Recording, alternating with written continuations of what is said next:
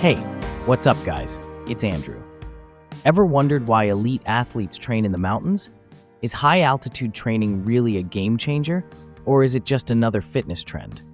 In this video, we're diving deep into the science, benefits, risks, and best training methods for high-altitude workouts, and whether it can take your performance to the next level. Make sure to stick around till the end, where we share expert tips on how to simulate altitude training without leaving your city. What is high-altitude training? High-altitude training is exactly what it sounds like. Training in locations 6,000 feet, 1,800 meters, or higher, where the oxygen levels are significantly lower than at sea level. But why does this matter? At higher elevations, the air is thinner, meaning there's less oxygen per breath. To compensate, your body produces more red blood cells and increases hemoglobin levels to carry oxygen more efficiently. This process is called hypoxic adaptation, and it's the same reason why so many Olympic athletes train in places like Kenya, Colorado, and the Andes Mountains. Why athletes train at high altitude? Key benefits. 1. Increased endurance.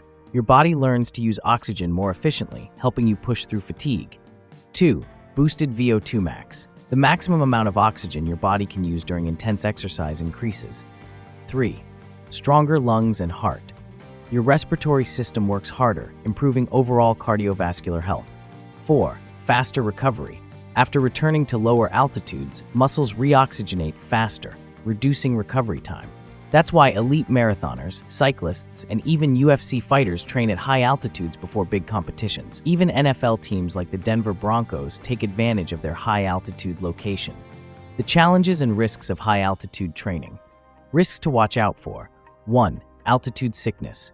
Symptoms like headaches, dizziness, nausea, and insomnia can hit within hours. 2. Initial performance drop. Your body will struggle in the first few days as it adapts. 3. Dehydration. At higher elevations, you lose water faster through respiration. 4. Muscle loss. Prolonged altitude exposure can increase calorie burn, but lead to muscle breakdown. Hydration and iron-rich foods can help prevent altitude sickness. How to train for high altitudes. Method 1. Live high, train low. This is the gold standard. Live at high altitudes, but train at lower elevations for best results. Your body adapts to high altitudes while still allowing you to train at full intensity. Method 2. Hypoxic training. Simulated altitude training. If you can't travel to the mountains, you can use altitude masks, hypoxic chambers, or sleeping tents that simulate high altitude conditions. Live low, train high, it's not as effective as you think. Method 3. Short high-altitude training camps.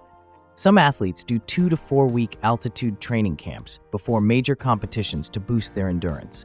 But be warned, if you don't allow time to adapt, it can hurt performance. High-altitude training for different sports. Who benefits the most? Marathon runners and triathletes. Stamina and oxygen efficiency improve. Cyclists. Increased lung capacity helps with long rides. MMA fighters and boxers. Better endurance in later rounds. Soccer, football, and basketball players, faster recovery between sprints. Who might struggle?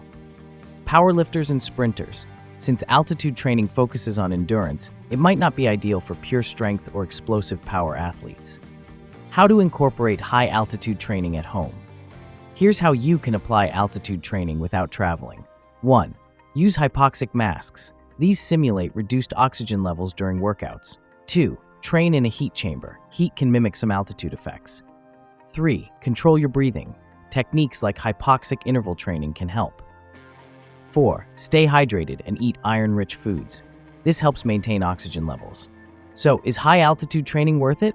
Absolutely, if you do it the right way. It's one of the best ways to boost endurance, improve oxygen efficiency, and give yourself a serious edge in sports and fitness. Have you ever trained at high altitude or used an altitude mask? Let us know in the comments below. Like this video if you learned something new. Subscribe for more science-backed fitness and training tips. Hit that bell icon so you never miss an update.